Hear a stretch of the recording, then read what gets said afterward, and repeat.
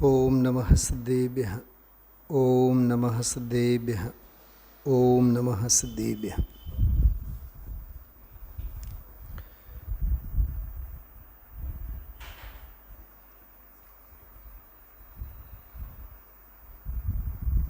तेत्रीसमो અને 34મો શ્લોક. 34મો શ્લોક આવતીકાલે હજી શરૂ થશે, પણ 33 અને 34 બંને શ્લોકો વચ્ચે પ્રગાઢ સંબંધ છે. સંધિ સમજવા જેવી છે બેઉ વચ્ચે. હમણાં 33મો શ્લોક જેના ઉપર ગુરુદેવશ્રીએ અપૂર્વ વ્યાખ્યા કરી, એનાથી સાવ ઉલટી વાત અને ઊંધી વાત 34મા શ્લોકમાં છે.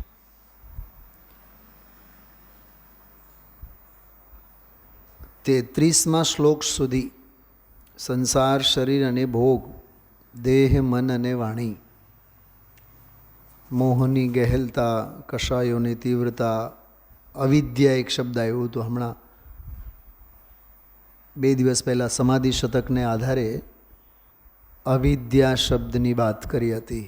મને યાદ છે સારી રીતે, સમાધિ શતક ગ્રંથ ઉપરના સ્વાધ્યાયોમાં આપણે ઘણીવાર અવિદ્યા શબ્દ કેટલો માર્મિક છે અને ધ્યાન, ધારણા અને સમાધિના સંદર્ભમાં મતાંતરોમાં, અન્ય મતોમાં પણ અવિદ્યા શબ્દનો કેટલો આતંક છે. તમે હિન્દુઓમાં અથવા શાસ્ત્રીય ભાષામાં આપણે સાંખ્ય અને ચારવાકોમાં, બધાય મતો જેટલા છે, બૌદ્ધ મત, ચારવાક મત, સાંખ્ય મત, વૈશેષિક મત, મીમાંસક મત, વેદાંત જે આ 4 વેદો અને વેદાંતો બધા વિવેકાનંદવાળા કહો, રામકૃષ્ણ પરમહંસવાળા કહો, 4 વેદોમાં જે માનતા હોય ને, યજ્ઞ અને હવન વગેરે, એ લોકોમાં તો સૌથી મોટામાં મોટો આતંક અવિદ્યા શબ્દનો છે. બેન જ્યોત્સનાબેન, જેટલા જે આ પ્રમુખ સ્વામીવાળા અને રામકૃષ્ણવાળા અને વિવેકાનંદવાળા, જેટલા જે બધા આ ખંડ વસ્ત્રો, બધા ભટ્ટારક ટાઈપના જે બધા સાધુઓ રાજકોટમાં તો ઢગલા છે. રાજકોટમાં શું, ગુરુદેવશ્રીના કાળે બોટાદ સંપ્રદાયમાં, ત્યાંય બોટાદમાંય સ્વામિનારાયણવાળા, એમાંય આપણા સૌરાષ્ટ્ર ગુજરાતમાં તો વધુ જ છે, વધારે જ છે.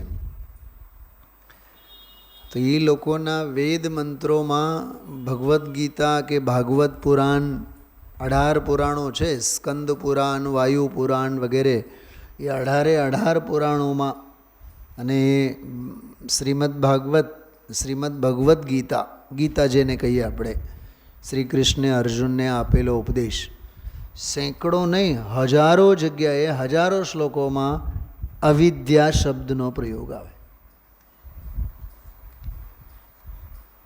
આપણી ભાષામાં, આપણા સિદ્ધાંતોની ભાષામાં વિદ્યા એટલે આત્મજ્ઞાન, વિદ્યા એટલે અધ્યાત્મ જ્ઞાન, વિદ્યા એટલે કેવળ જ્ઞાન, વિદ્યા એટલે ભેદ જ્ઞાન, અને ભેદ જ્ઞાન વિનાનું જે જ્ઞાન, આત્મજ્ઞાન વિનાનું જે જ્ઞાન, એ બધું અવિદ્યા કહેવામાં આવે છે. અનાદિ અવિદ્યા એક શબ્દ આવ્યો હતો સમાધિ શતકમાં. અનાદિ અવિદ્યા કે અજ્ઞાન ક્યારનો, દાંડાઈ ક્યારની, ભરતભાઈ, હા, ઊંધાઈ ક્યારની. ત્યારે મેં એક દાખલો આપ્યો હતો, ધનજીભાઈ ખ્યાલ હશે તો.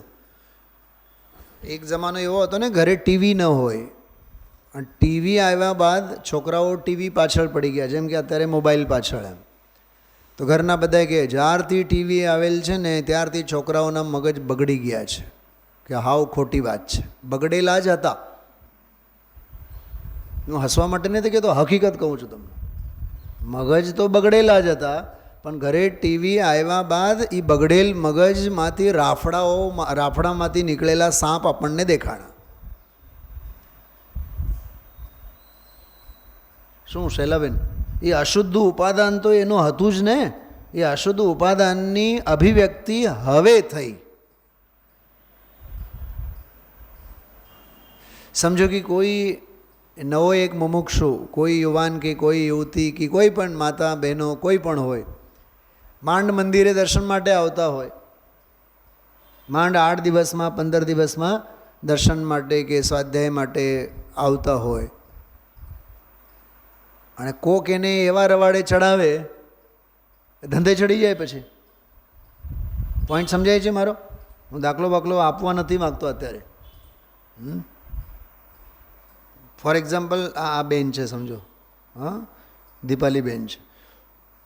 માંડ બિચારા ઘર પરિવાર અને છોકરાઓ, ઘર અને વર એમાંથી સમય કાઢીને સ્વાધ્યાયમાં અઠવાડિયામાં 1 દિવસ કે 2 દિવસ અડધી પાઉન કલાક માટે આવીને સ્વાધ્યાયનો લાભ લેતી હોય. ઓકે.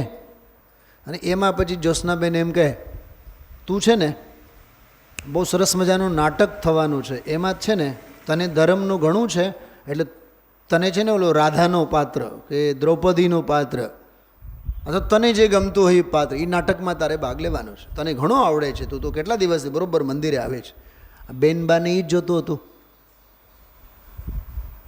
મેં તમને એક નહીં, આવા હજારો દૃષ્ટાંતો આપી શકો છો. માંડ માર્ગે આવતા હતા અને માર્ગમાંથી ફંગોળાઈ ગયા. બહેનો શું, ભાઈઓ શું, યુવાઓ શું.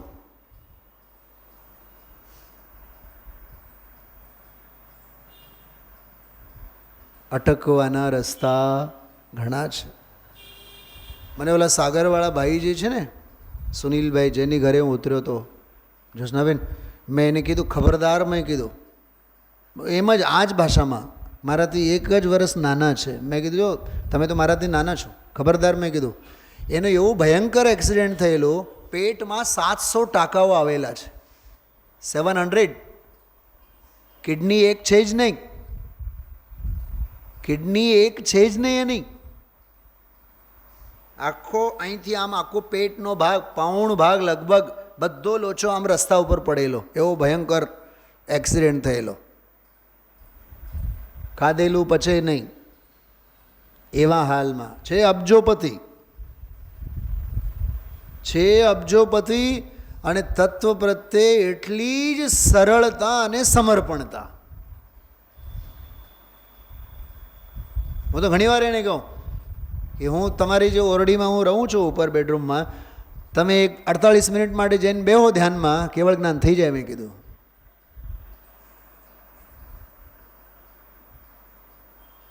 સવારે 6 વાગ્યાથી લઈને પ્રક્ષાલ પૂજાથી લઈને 12 વાગ્યા સુધી, જ્યાં સુધી મંદિર ખાલી નહીં થાય ત્યાં સુધી મંદિરમાં જ હોય.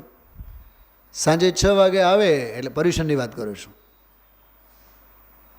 11, સવા 11 સુધી સાંસ્કૃતિક કાર્યક્રમો થાય. રોજ ઇનામ એના તરફથી, મંદિર તરફથી નહીં, એના તરફથી જ ઇનામો. મેં કે તમારામાં આટલી દાનત છે, સમાજને માટે આટલું કરવા માટે તમારી તૈયારી છે, ધ્યાન રાખજો. મેં કીધું અટકવાના રસ્તા ઘણા છે. બેન જ્યોત્સનાબેન એ મને છેલ્લે દિવસે જ્યારે સ્ટેશને મૂકવા આવ્યા, મને કહે કે પંડિતજી, મેં આ પર્યુષણ પર્વમાં બીજું કાંઈ શીખ્યું હોય ન શીખ્યું હોય, પણ અટકવાના રસ્તા ઘણા છે. એ મેં એક વાક્ય મારી આમ ગાંઠ બાંધીને, મને કહે કે પેટમાં 700 તો ટાંકા છે, હવે આ 701મો ટાંકો છે મારો, એવું બોલે. સમજો આ છોકરી છે સ્નેહા, ઘર વરની ઉપાધિમાંથી માંડ સ્વાધ્યાયમાં આવતી હોય, માંડ સમય કાઢીને આવતી હોય, અને એને આપણે પછી રવાડે ચડાવી દઈએ. ગમે તે પાઠશાળાના નામે, પૂજન વિધાનના નામે, હા, મંદિરની વ્યવસ્થાના નામે, ભૌતિકની વાત કરું છું. ભૌતિક સુવિધા, જેના અધ્યાત્મથી જે જીવને ફંગોળે એ બધું ભૌતિક. શું કીધું વંદનાબેન? આત્મ આરાધનાથી, આત્મહિતથી, આત્મકલ્યાણથી, આધ્યાત્મિક વાતાવરણથી જે જીવને ફંગોળે એ બધું ભૌતિકવાદ છે. એટલે હવે આજનો શ્લોક અને આવતીકાલનો શ્લોક બહુ ધ્યાનથી સાંભળવાનો. આજે ગુરુ ઉપદેશનો મહિમા ગાયો ને, પણ ગુરુ ઉપદેશમાં ગુરુ ઉપદેશનો મહિમા નહીં ગાયો જ્યોત્સનાબેન. ફરીથી બોલું છું, એક વાર નહીં 3 વખત બોલું છું, સાંભળજો. ગુરુ ઉપદેશાત શ્લોકમાં આવ્યું ને, ગુરુ ઉપદેશાત એમ આવ્યું, અભ્યાસાત એમ આવ્યું બીજો, અને સંવિત્તે હે 3 વાત આવી. બરાબર? ગુરુ ઉપદેશાત અભ્યાસાત સંવિત્તે હે સ્વપરાંતરમ જાનાતિ યહ સ જાનાતિ મોક્ષ સૌખ્યમ નિરંતરમ. આ શ્લોક કોઠે પડવું જોઈએ. તમે જો 1 વાર 2 વાર શ્લોકનો પાઠ કરીએ આપણે, ખ્યાલ આવશે. એમાં 33મો શ્લોક છે. ગુરુ ઉપદેશાદ અભ્યાસાત સંવિત્તે સ્વપરાંતરમ જાનાતિ યહ સ જાનાતિ મોક્ષ સૌખ્યમ નિરંતરમ. એક પ્રશ્ન ઊભો થવો જોઈએ. આમાં જાનાતિ શબ્દ 2 વખત લખ્યું કે આચાર્યને બીજો શબ્દ મળ્યું ન હોય? શબ્દો ખૂટી પડ્યા પૂજપાદ આચાર્ય પાસે? આચાર્ય તો કોઈ શબ્દ નકામો તો ન જ લખે. સમજાય છે બધાને? ધ્યાન છે બધાનો શ્લોક ઉપર છે. જાનાથી કેટલી વખત લખેલું છે? જો એમાં 2 વખત લખેલું છે ને. શું? અરે 2 વખત લખ્યું છે ને, તો 3 અક્ષરોનો 2 શબ્દ, તો એક શબ્દની જગ્યાએ બીજું લખ્યું હોત ને. પણ પહેલું જાનાતી જુદા અર્થમાં છે અને બીજું જાનાતી જુદા અર્થમાં છે. બેન જ્યોત્સનાબેન, બેનશ્રીનો એક બોલ છે, લાગે એને લાગે. બેઉમાં લાગે એને લાગે, બેઉના અર્થ જુદા છે. અરે હમણો છો બરાબર? લાગે એને લાગે, એ બેઉ અર્થ જુદા છે. પહેલો લાગેવાળો સગાઈ છે, બીજો લાગેવાળો લગ્ન છે.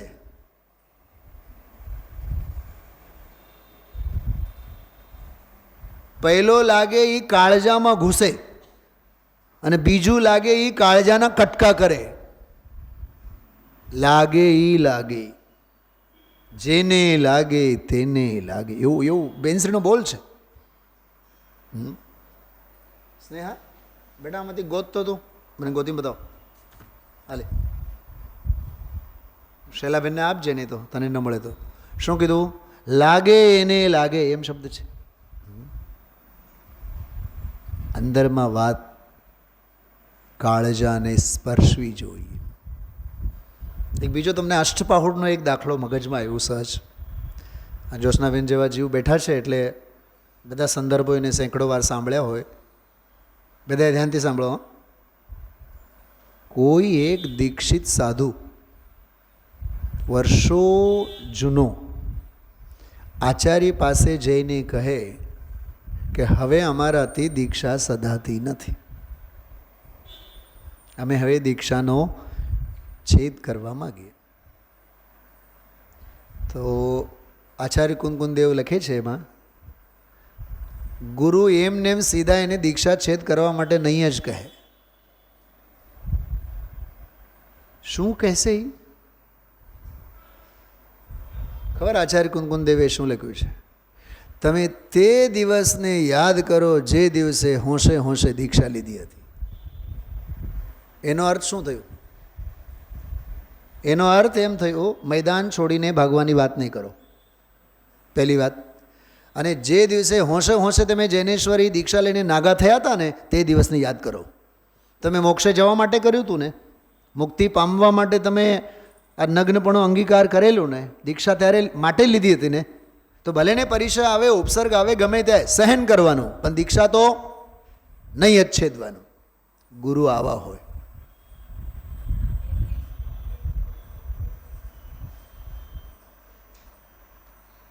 સમજાણું? ગુરુ આવા હોય.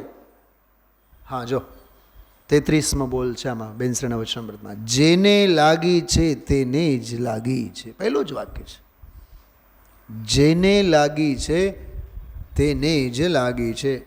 અને આ ખાસ કરીને નવા જે બહેનો ભાઈઓ બધા આવતા હોય ને, આ લીના છે, દીપાલીબેન છે, સ્નેહા છે, તમારી પર્સનલ ડાયરીમાં સુવર્ણ અક્ષરે લખીને રાખવાનું. રોજ સેંકડો વારી વાક્ય વાંચવાનું.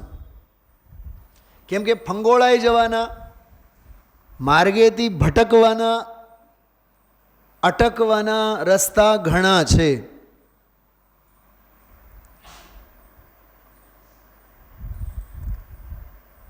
મારે વ્યક્તિગત વાત કરવું ગમે નહીં જ્યોત્સનાબેન, પણ તમારા જેવા વડીલ બેઠા છે અને મા જીનવાણી છે એટલે હું બે ધડક એક વાત કરું. આપણા જતીશભાઈ છે ને, પંડિતજી જતીશભાઈ, હા, એ 94માં એને 94માં મારું શાસ્ત્રીનું રિઝલ્ટ આવેલું. 94 જાન્યુઆરીમાં રિઝલ્ટ આવેલું અને ઓગસ્ટના શિબિરમાં ગોધિકાજીના હાથેથી સીલ્ડ અને પ્રમાણપત્ર વગેરે સ્મારક વતી સ્મારકમાં સન્માન વિધિનો કાર્યક્રમ હતો બધા વિદ્યાર્થીઓનો. એમાં એને જ્યારે સભાનું સંચાલન ભાઈ જતીશભાઈજી પંડિતજી કરતા હતા. ભારીજ સાહેબ અને ગોધિકાજી અને આ બધાએ હતા મંચ ઉપર. પ્રમાણપત્ર અને સીલ્ડ અને આ બધું જ્યારે મને આપવાનો વારો આવ્યો તો મને જ્યારે બોલાવ્યા તો જતીશભાઈએ એવું બોલ્યા, એ સુનિલજી હમારે ભાવિ પ્રતિષ્ઠાચાર્ય હૈ, એવું બોલ્યા.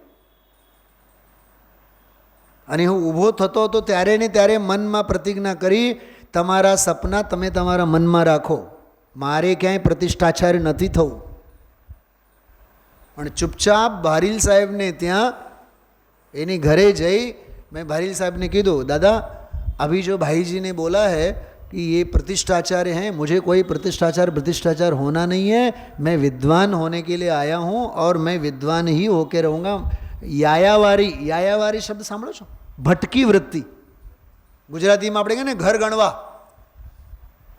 નથી, ઓલા દિવાળી પછી ઘર ગણવા આપણે નીકળીએ, બુવાજીન ફુવાજીન મામાજી અને મામીજી, હા, નવા વર્ષના સાલ મુબારક. અરે જૈનો છો, સાલ મુબારક શું હોય છે? મુસલમાનની ભાષા છે.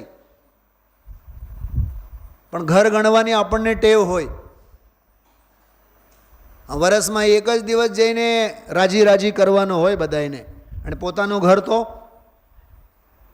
એવો ને એવો રહી જાય છે. મેં એને કીધું, આ વિધાનો માટે અને પંચકલ્યાણકો માટે રખડું જીવન મને મંજૂર નથી. હું રહીશ એક જગ્યાએ.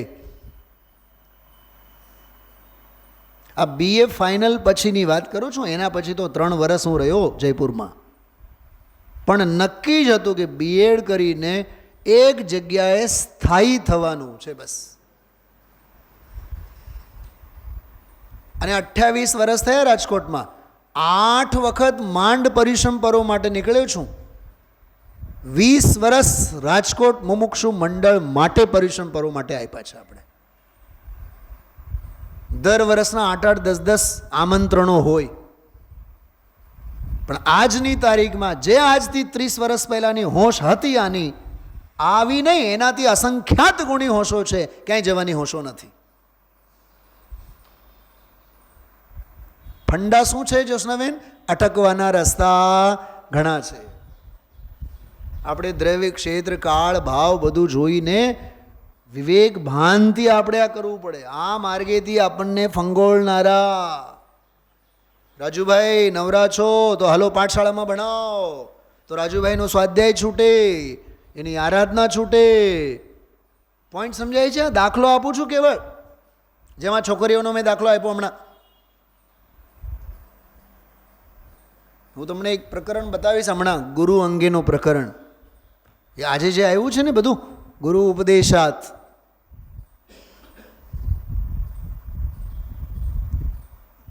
તમારું ધ્યાન ગયું હોય ન ગયું હોય, સાંભળીને નવાઈ લાગશે તમને. હમણાં ધીમે ધીમે એ બધું પરત ખોલું છું તમારી સામે. બેનશ્રી એમ કહે છે, જેને લાગી છે તેને જ લાગી છે, પરંતુ બહુ ખેદ ન કરવો, કેમ કે વસ્તુ હંમેશા પરિણમનશીલ છે. બેનશ્રી બોલે છે વસ્તુ પરિણમનશીલ છે, કૂટસ્થ નથી. આ વાત તો ગુરુદેવશ્રી ગઈકાલે પરમ દિવસે બોલ્યા હતા. દ્રવ્ય છે, ગુણ છે, પર્યાય છે, પર્યાય નથી એમ નથી. કાલ પરમ દિવસના પ્રવચન બોલ્યા, વસ્તુના 2 ભાગ છે, દ્રવ્ય ત્રિકાળી છે, પર્યાય પરિણમતી છે, પલટતી દશા છે. એક વખત તો એવું બોલ્યા, પલટતી દશા ઓમ પલટે, એ આમ પલટે તો કામ થઈ જાય, પલટવાનું તો છે જ. સમજો ભાઈ, યાદ આવ્યું? પર્યાય તો ઓમ અનાદિકાળથી પલટે છે, પણ આમ અંદરમાં પલટે તો કામ થઈ જાય. પલટવામાં કેટલો ફેર છે. એક અપલટનના ભાવે પલટવું. શું કીધું? અપલટવાના ભાવે પલટવું એને પડખું કહેવાય. ઓલા તો 4 ગતિ 84 લાખના ચક્કર કહેવાય. પલટવાના ભાવે પલટવાના. શુભાશુભ પરિણામ તો થશે, તેને છોડવા જઈશ તો શૂન્ય અથવા શુષ્ક થઈ જઈશ. માટે એકદમ ઉતાવળ ન કર. એ આખો વિષય જુદું છે. હું અમે એમાં નથી જવા માગતો, પણ લાગે એને લાગી છે, એને લાગે છે. એ બહુ માર્મિક વાત છે. જો ગુરુ તો બધાને મળે, ઉપદેશ કેટલાને મળે. શું કીધું? બોલો બોલો દેવીબેન, થોડીક એક વાત સાંભળો. એક વાક્ય બોલું છું. મારા વાલા વીરસાગર જે એક વાક્ય બહુ સરસ બોલતા હોય છે, મને બહુ આનંદ આવે જ્યારે સાંભળું. ભાગ્ય હશે તો ગુરુના દર્શન થાય, મહાભાગ્ય હશે તો ગુરુનો લાભ થાય. બોલો, રિપીટ કરો. બોલો બેનો, બોલો. દીપાલીબેન, લીના, બોલ. ભાગ્ય હશે તો ગુરુના દર્શન થાય, અને મહાભાગ્ય હશે તો, હા, તો પહેલાં એ સમજાવો કે ગુરુના દર્શન અને ગુરુના લાભમાં ફેર શું? બોલો જ્યોત્સનાબેન.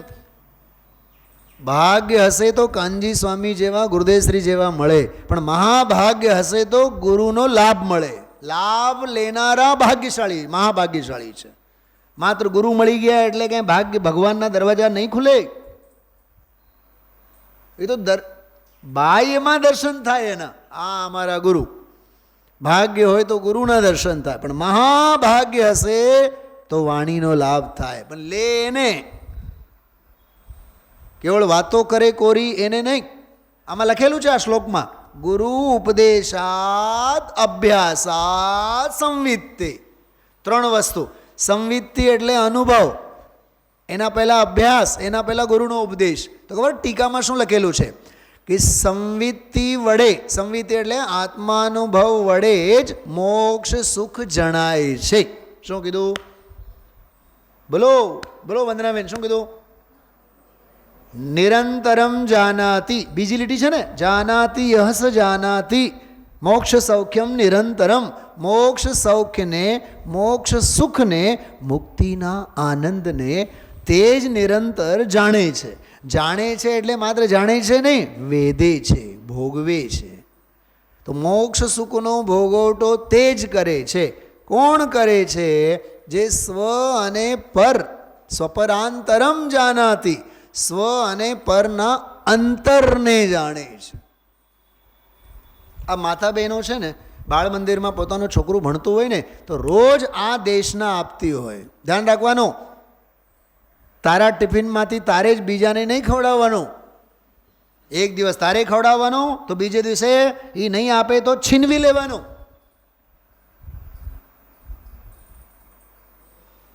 શું સમજાય? બોલો, આ કરો છો કે નહીં પ્રયોગો તમે લોકો? મને ઘરની કથા ખબર છે એટલે કહું છું.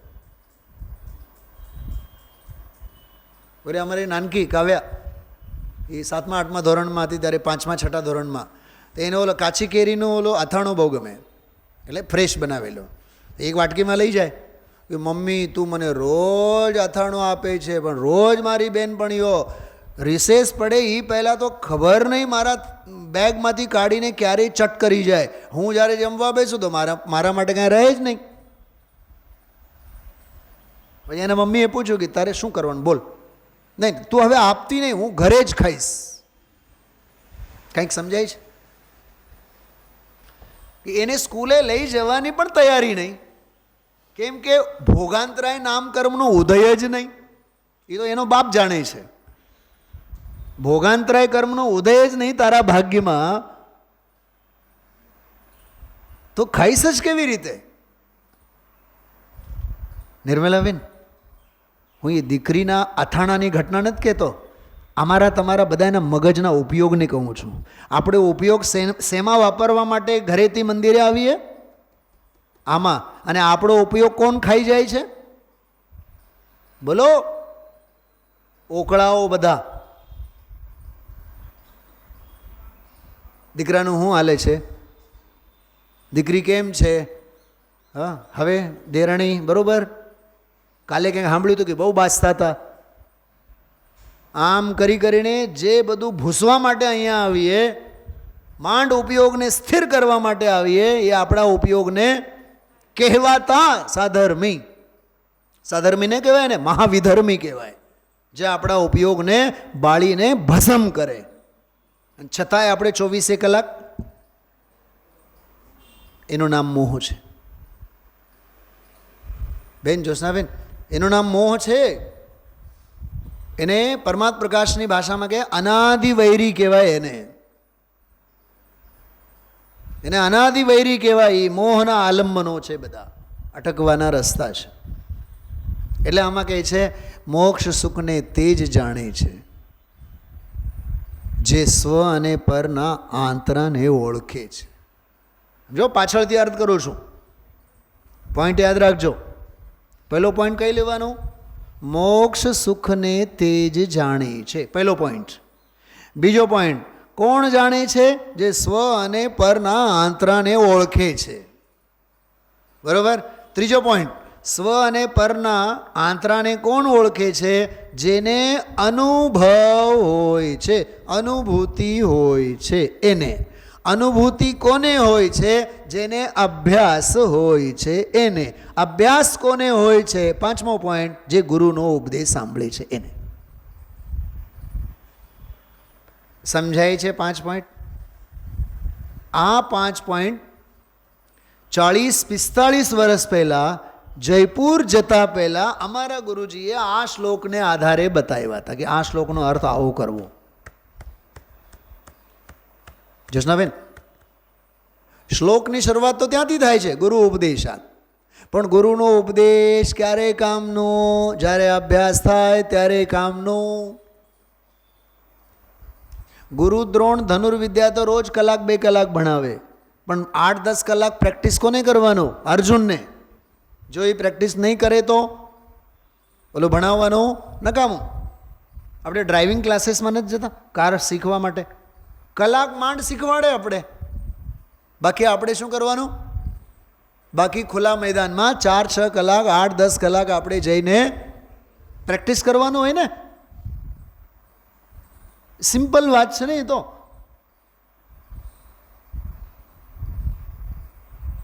એ તો નાની મોટી આમ ટ્રાફિકની જગ્યાએ આપણને 1-2 કલાક આપણને ચક્કર ખવડાવે, 2-4-6 માંડ. બાકી ટ્રાફિકમાં લઈ જવાનું પોતે, ગાડી બંધ પડે તો હેન્ડલ આપણે જ કરવાનું. સમજાય છે? સ્વયં શિસ્ત, સ્વયં સ્ફૂર્ત.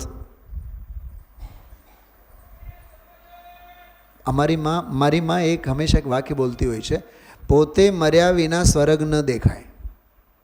મરવું પડે.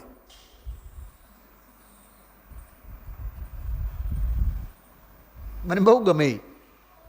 હું તો જ્યારે જાઉં ને વર્ષે 2 વર્ષે તો હું એને કહું, મમ્મી ઓલું બોલને વાક્ય તો બહુ મને મજા આવે.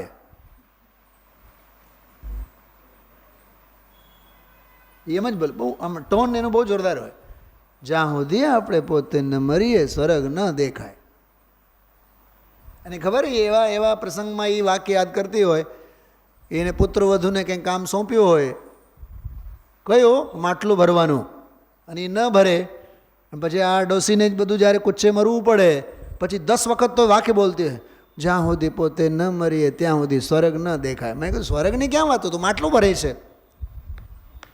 કંઈક સમજાય છે? ભાવભાષણ થાય છે? એ મારી માનો જ હું દાખલો માટે આપું છું તમને. અને સિદ્ધાંતો તો એમ જ કહે છે કે સ્વર્ગે જવું હોય તો મરવું તો પડશે જ. હા, તમારા ગુરુજી આવું ઠોકી ઠોકીને આ શ્લોકને, આ એક નહીં, આખો આખો ઇષ્ટોપદેશ મેં તો તમને કીધું જ છે. જયપુર જતાં પહેલાં અમને ઇષ્ટોપદેશ બધું મોઢે હતું, પણ એનું ભાવભાષણ કાંઈ નહોતું. 5 પોઈન્ટ લખી લીધા કે ફરીથી રિપીટ કરવું પડે? બોલ સ્નેહ, ઊભી થા, વાંચ તો કયા 5 પોઈન્ટ છે, ફટાફટ બોલ. અમારે શાસ્ત્રોની લીટીઓ નથી જોતી, અમારે આગમોના સંદર્ભો નથી જોતા, અમારે તો અનુભવના સંદર્ભો જોઈએ. તો શું લખેલું છે ભક્તિમાં? સ્વાશ્રિત. કેવો? સ્વાશ્રિત. શાશ્વત સુખ ભોગ. સ્વાશ્રિત શાશ્વત સુખ ભોગ, એનું નામ મોક્ષ સુખ. નિરંતર જાણે છે. જાનાતિ અહસ જાનાતિ મોક્ષ સૌખ્યમ નિરંતરમ. નિરંતર એટલે જ્યોત્સનાબેન સાદી અનંત કાળ માટે. નિરંતર એટલે સાદી અનંત કાળ માટે. તો કોણ જાણે છે? પ્રશ્ન બીજો. તો એનો જવાબ શું? સ્વપરાંતરમ જાનાતિ યહ. યહ એટલે જે. સ્વ અને પર એટલે આપા પરનો ભેદ જાણે છે, આંતરો જાણે છે, રહસ્યને ઓળખે છે, એંધાણને સમજે છે કે ભાઈ તે જે ઓઢેલી ચાદર છે એ મારી છે. બોલો ગાથા નંબર બોલો. વંદનાબેનને ચશ્મા કાઢીને યાદ કરવું પડે. આવું નહીં હાલે, હોવું જ જોઈએ બિલકુલ. હા, 34મી ગાથા નાણમ પચ્છકાણમ. આગળ વધો. 35, 36 બધી ગાથાઓમાં જો ધોબીનો દાખલો આપેલો છે. ધોબીને ત્યાં જઈ બીજાની ચાદર ઓઢીને સૂતો હોય, તાણતો હોય, 16 તાણતો હોય. 16 તાણો એટલે મોહનિદ્રા. ઓલો આવીને કહે કે ભાઈ સાહેબ છો, એ એમને એમ નહીં ખેંચે, એ બરાબર પ્રૂફ આપે. જો આ તે જે ચાદર ઓઢી છે ને એ મારી ચાદર છે. એમ નામ કર્મ આપણી પાસે આવીને કે તે જે શરીરરૂપી ચાદરને ઓઢી છે ને, જો જડ છે એમાં તસુએ મારી સાઈન થયેલી છે, મારી ચાદર છે. એમાં ત્રીજી એક બહુ માર્મિક વાત કરી, તોય તત્કાળ ચાદરને છોડે તો નહીં જ. ખબર એમાં કેવું એક વિચિત્ર વાત લખેલી છે કે ચાદરને ઓઢીને નાગો કરી નાખે. કેવું કરી નાખે? એને સાવ ઉઘાડું કરી નાખે.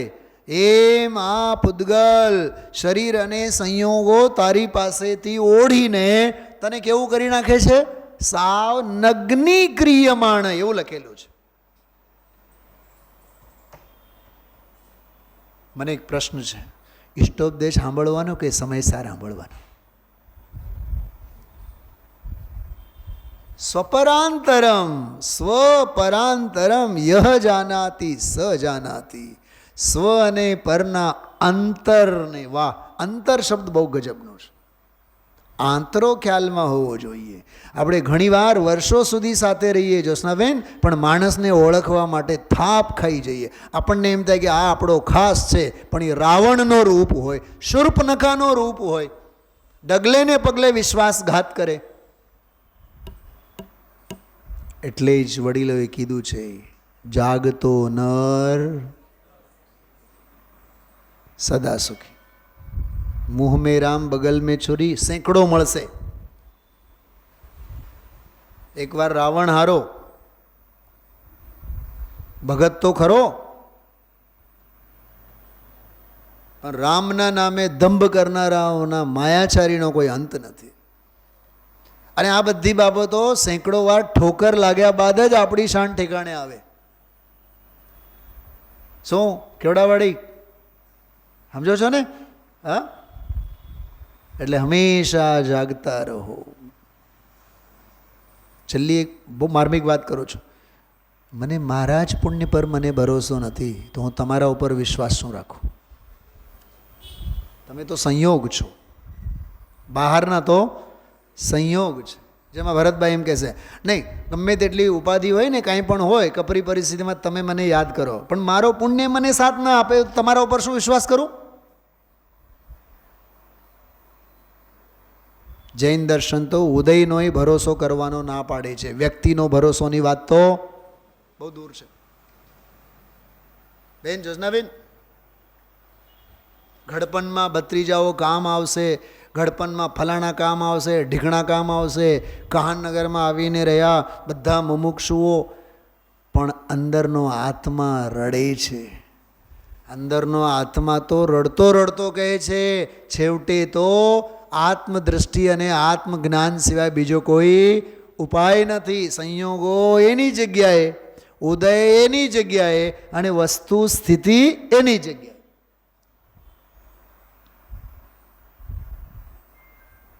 કેમ કે કોઈ કોઈને માટે કામ આવે એવી વ્યવસ્થા જ નથી. બે શબ્દો અંગે હું ઘણીવાર કહેતો હોઉં છું. કોઈની સહાનુભૂતિની અપેક્ષા નહીં રાખો, પોતાની સ્વાનુભૂતિની પૂંજી ભેગી કરો. સ્વાનુભૂતિની પૂંજી, સહાનુભૂતિ નહીં. ઉદય સાથને આપે તો સહાનુભૂતિ ક્યાંથી કામ આવે? અને ખરેખર તો વસ્તુ સ્વરૂપમાં કોઈ કોઈને સહાનુભૂતિ આપે ને કોઈના દુઃખો વહેંચી લે એવું સિસ્ટમ જ નથી. ગઈકાલે મેં કીધું હતું કે સિદ્ધશિલામાં અનંતા સિદ્ધો છે, અનંતા દુઃખી સુખી. અને દરેક સિદ્ધના આત્મપ્રદેશે અનંતા નિગોદિયા છે, એકો એક નિગોદિયા અનંતા દુઃખી. કોઈ સિદ્ધ કોઈ નિગોદિયાને સુખ આપી શકવાના નથી, અને કોઈ નિગોદિયાનો દુઃખ કોઈ સિદ્ધોને લીધે દૂર થવાનું નથી.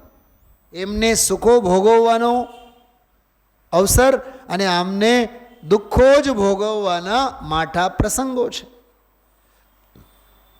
તો સ્વપરાંતરમ, આંતરાને ઓળખો.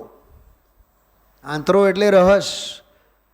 હૃદયશ્રીની ભાષામાં આંતરો એટલે ઓલા આરસ સંગમરમરના પાષાણ વચ્ચે સાંધ, સાંધમાં સુરંગ ભરે અને પછી સુરંગને ઉડાડે, પ્રજ્ઞા છીણી ત્યાં પટકવાનું. સાંધ શબ્દનો પ્રયોગ ગુરુદેવશ્રી કહે. તો સ્વપરાંતરમ જાનાતિ યહ સ જાનાતિ મોક્ષ સૌખ્યમ નિરંતરમ. બે વાત થઈ, ફરીથી રિપીટ કરું છું. મોક્ષ સૌખ્યને, મુક્તિ સુખને તે જ જીવ જાણે છે, ભોગવે છે, અનુભવે છે. નંબર 1 એના પહેલાંનો એટલે ચોથો પોઈન્ટ, કે જે સ્વ અને પરના આંતરાને જાણે છે, જે સ્વ અને પરના આંતરાને ઓળખે છે. સંસ્કૃતના શ્લોકમાં જોજો, બરોબર. હવે ટોપ ગેર ઉપર કે સ્વ અને પરના અંતરને ઓળખે છે કોણ?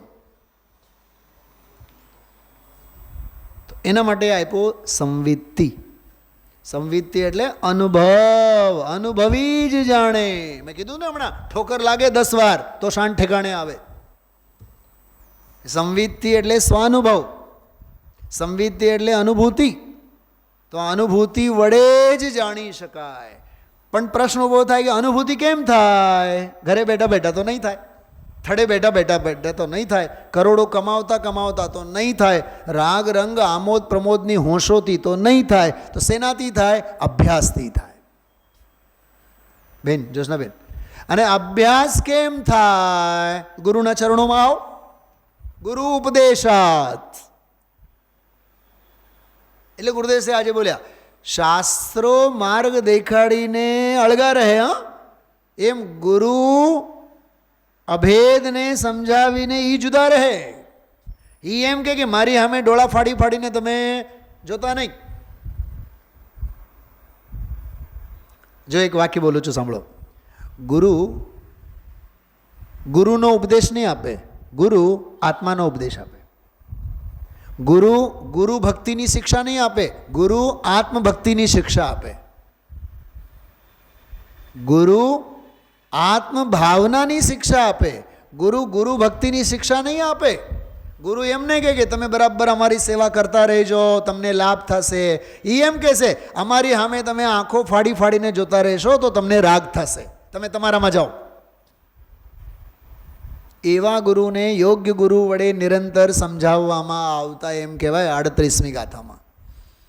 હાથમાં રાખી મૂકેલ સોનું ભૂલી ગયા હતા એમ પરમેશ્વરને ભૂલી ગયા હતા. ખ્યાલમાં આવે છે? એવા ગુરુ એમ સમજાવે કે તું પોતે પરમેશ્વર છે એમ નક્કી કર. આવા ગુરુ સમજાવે એકવાર, પછી સમજે નિરંતર શિષ્ય અનેક વાર. એ જે નિરંતર સમજે છે ને જ્યોત્સનાબેન, એનું નામ અભ્યાસ કહેવાય. શાસ્ત્રો વાંચવા એ અભ્યાસ નહીં, જાત્રાએ ઉપડવું એ અભ્યાસ નહીં, અઠાઈના ઉપવાસ એ અભ્યાસ નહીં, ગ્રંથો છપાવવા એ અભ્યાસ નહીં, આ પોથીઓ પઢી જવું એ અભ્યાસ નહીં, 500,000 પાના લખી જાણવું એ અભ્યાસ નહીં. તો એ વળી હું અભ્યાસને સમજવું છે. અભ્યાસ કોને કહેવાય કહું, બતાવું, દેખાડું ચમત્કાર? ખુલ જાઓ સિમ સિમ. જો આ અભ્યાસ. ચિન્મૂર્તિ મન રથ પંથમાં, બોલો આગળ. જાડેજાના રથમાં નહીં, રાજકોટના કોઈ ધોરાજીના કોઈ ગોંડલના કોઈ રાજવીના રથમાં નહીં, વિદ્યારથારૂઢ ઘૂમતો, એનું નામ અભ્યાસ છે. પોન્નુરમાં બેઠા હતા, વિદેહે ઉપડ્યા, વિદેહે ગયા, ત્યાંથી પધાર્યા, ત્યાંથી પધાર્યા, પોન્નુરમાં ન રહ્યા, કુંદાદ્રી વયા ગયા, કુંદાદ્રી વયા ગયા એ અંદરમાં જ લીન રહી ગયા, એનું નામ અભ્યાસ. શું કીધું? સિમંદર ભગવાનને સાંભળી આવ્યા એ અભ્યાસ નહીં, એ સાંભળતા સાંભળતા સ્વરૂપમાં લીન થઈ ગયા, એનું નામ અભ્યાસ. આવીને 5 પરમાગમો લખ્યા એ અભ્યાસ નહીં, પરમાગમો લખતા લખતા પરમાગમ સારના રસાસ્વાદમાં ડૂબી ગયા, એનું નામ અભ્યાસ. કુંદાદ્રીમાં રહીને સાધના કરી એ અભ્યાસ નહીં, સોરી પોન્નુરમાં રહીને સાધના કરતા રહ્યા એ અભ્યાસ નહીં, કુંદાદ્રી જઈને સ્વરૂપમાં લીન થયા એનું નામ અભ્યાસ. આપણને અભ્યાસ એટલે શું લાગે વંદનાબેન? ચોપડા વાંચવા છે જ નહીં, આનું નામ અભ્યાસ જ નથી. અભી એટલે સન્મુખ, અસ અસ એટલે ટુ સીટ, સ્થિર થવું, સ્વરૂપ અને સ્વભાવમાં સ્થિર થવું, એનું નામ અભ્યાસ. એ મારા ઘરનો અર્થ નથી, આ વ્યાકરણ એમ કહે છે. પકડાય છે વાત? હવે ભરતભાઈ શું સાંભળો છો બોલો? મેં આવતીકાલથી એક કામ કરો, હું જે અહીંયા પ્રવચનમાં 4-6 પોઈન્ટ બતાવું ને, 2, 3, 4-6 પોઈન્ટ ઘરે જઈને લખીને મને બતાવવાનું. એટલું તો આવડે ને આપણને લખતા, લખવાનું, લખવાની ટેવ રાખવાની. સમજાણું? અભ્યાસ એટલે શું? તો ગુરુ ઉપદેશાત, ગુરુનો ઉપદેશ. પણ ગુરુનો ઉપદેશ સાંભળવા માટે નહીં, અભ્યાસ કરવા માટે. કેમ કે અભ્યાસ પછી શું કરવાનું છે? ત્રીજો પોઈન્ટ, અનુભવ. અને અનુભવથી શું થશે? સ્વ અને પરનું અંતર સમજાશે. અને સ્વ અને પરનું અંતર સમજાશે તો શેનો લાભ થશે? કે મોક્ષ સુખનો ભોગવટો નિરંતર થશે. તો આમાં તો એક આખી લાંબી લિસ્ટ આપી, ગુરુ ઉપદેશથી લઈને મોક્ષ સુખમાં. જ્યોત્સનાબેન, હવે આનાથી ઊંધી વાત 34મા શ્લોકમાં આવશે. ક્યાંય ગુરુના ચક્કરમાં પડતો નહીં, તારો આત્મા જ તારો ગુરુ છે. શું કીધું? અમે છેલ્લે રહસ્ય ખોલ્યું. ક્યાંય કોઈ ગુરુના ચક્કરમાં પડતો નહીં. અને આપણા ગુરુ તો હંમેશા સમજાવે છે, તો અમારા ચક્કરમાં પડતો નહીં. તું તો તારા ભગવાન આત્મામાં લીન થાય. કેમ કે આત્મૈવ આત્મનો ગુરુ, આત્મા જ આત્માનો ગુરુ છે. એટલે જ મેં તમને કીધું 33 અને 34 છે ને, આ બહુ ખતરનાક શ્લોકો છે. આત્મૈવ ગુરુરાત્મન. અરે પોતે જ અભિલાષા કરવી છે, પોતે જ અભિષ્ટ ફળને જાણવું છે, અને પોતે પોતાને જ પોતાના હિતમાં લગાડવું છે. આ 3 બોલ છે 34મા શ્લોકમાં. હજી ગુરુદેવશ્રી શરૂ નથી કરી આ શ્લોકો, પણ આ આવતીકાલે આવશે. જો મોક્ષે જવાની, તત્વ સમજવાની અભિલાષા કોણ કરે? પોતે જ. એના માટે સામગ્રી ભેગી કોણ કરે? પોતે જ. અને એમાં લાગે કોણ? પોતે જ. સમજાય છે? ભરતભાઈ, તમે ઘરે એકલા છો એમ સમજો. ઘરવાળા ક્યાંય બહાર ગામ ગયા, દીકરા નહીં, દીકરી નહીં, કોઈ છે જ નહીં, તમે એકલા જ છો. હવે 105 તાવ, દવાખાને કોણ જશે? દવાખાને હોસ્પિટલમાં જઈને બતાવીને કોણ આવશે? પોતે જ. દવાની દુકાનમાંથી જઈને દવા ખરીદીને કોણ લાવશે? પોતે જ. અને ઘરે બોલો, ચા, દૂધ, કોફી, ઉકાળો, દવા, જે કાંઈ પણ કરો પોતે જ ને. અને સ્વાસ્થ્ય લાભ કોને? પોતાને જ. મેં એકાકી એકત્વ લીએ સબ હી આતે. આમાં ક્યાં છે? આમાં તો બધું એકાકીનું જ કામ છે ને. એટલે પારકાપણું છોડો, એ આ શ્લોક કહે છે. આત્મા જ આત્માનો ગુરુ છે. પણ એના પહેલાં સમજાવ્યા, ભાઈ ગુરુનો ઉપદેશ, અને ગુરુ ઉપદેશ આપીને અળગા રહે, એ કાંઈ ભેગો નહીં આવે. જો લગ્ન તો ગોર કરાવશે, ફેરા કોણ પાડશે? ગોર. પણ ભવના ફેરા કોને ફરવાના? બોલો, ઘર ગૃહસ્થીના ફેરા કોને ફરવાના? ઓલો ગોર આવશે તારે જ ફરવાનું છે. ખ્યાલમાં આવે છે કંઈ? ગુરુ ઉપદેશ આપીને અળગા રહે અને કહેતા જાય, સાંભળજો, કહેતા જાય. ગુરુના ઉપદેશના ચક્કરમાં નહીં રહો, અભ્યાસ કરો. બીજો પોઈન્ટ, અને ધ્યાન રાખજો, અભ્યાસને અભ્યાસમાં જિંદગી નીકળી ન જાય, અનુભવ કરો. ચલો બેન, ગુરુના ઉપદેશને જ હોંશે હોંશે સાંભળવાના ચક્કરમાં નહીં રહો. શું કરો? અનુભવ કરો. અને અનુભવ કરીને પછી અમારે કહેવાની જરૂરત જ નથી. અનુભવ કરશો એટલે તમને આપોઆપ સ્વ અને પરનો આંતરો જણાશે અને તમને સહેજે જ મોક્ષ સુખ પણ વેદવવામાં આવશે. મને હવે લાગે છે કે શ્લોક મોડે તો થઈ ગયો, ભલે ને કાલે વળી પાછું ભૂલી જાઓ, એ તો ભૂલી જ જવાના જ, આપણો જન્મસિદ્ધ અધિકાર છે. હા, ગુરુપદેશાદ અભ્યાસાત સંવિત્તે સુપરાંતરમ જાનાતિ અહસ જાનાતિ નિરંતરમ મોક્ષ સૌખ્યમ નિરંતરમ. એટલો મસ્ત મજાનો શ્લોક છે. ચલો, આ આખો પ્રકરણ ખ્યાલમાં આવી ગયો હોય. કૃપાળુદેવનું એક વાક્ય હું વાંચું છું, જોઉં. જે સત્પુરુષોએ સદગુરુની ભક્તિ નિરૂપણ કરી છે તે ભક્તિ માત્ર શિષ્યના કલ્યાણને અર્થે કહી છે. જે ભક્તિને પ્રાપ્ત થવાથી સદગુરુના આત્માની ચેષ્ટાને વિશે વૃત્તિ રહે, અપૂર્વ ગુણ દૃષ્ટિગોચર થઈ અન્ય સ્વચ્છંદ મટે અને સહેજે આત્મબોધ થાય, બોલો સંવિત્તિ, એમ જાણીને જે ભક્તિનું નિરૂપણ કર્યું છે તે ભક્તિને અને તે સત્પુરુષોને ફરી ફરી ત્રિકાળ નમસ્કાર. ગુરુ આને કહેવાય, જે આપણને ઉપદેશ આપે, અભ્યાસનો ઉપદેશ આપે, અનુભવનો ઉપદેશ આપે, ભેદ જ્ઞાનનો ઉપદેશ આપે અને મોક્ષ સુખને ભોગવવાનો ઉપદેશ આપે. ઘણું કહેવા જેવું છે, ઘણું કહેવા જેવું છે, ઘણું એમાંથી નીકળે એવું છે. 38મી ગાથા તો મેં તમને કીધું જ, યોગ્ય ગુરુ વડે નિરંતર સમજાવવામાં આવતા એ છે. અથવા 5મી ગાથામાં જે યોગ્ય ગુરુની સેવા ન કરી, 4થી ગાથામાં એ વિષય છે. એટલે બહુ શાંતિથી આમાં ગુરુની મર્યાદા, નિમિત્તની મર્યાદા અને ઉપાદાનનું બળ, એ બધું બહુ બેલેન્સ રાખીને આપણે સમજવા જેવું છે. બાકી આ વિષય હજી કાલે ચાલશે.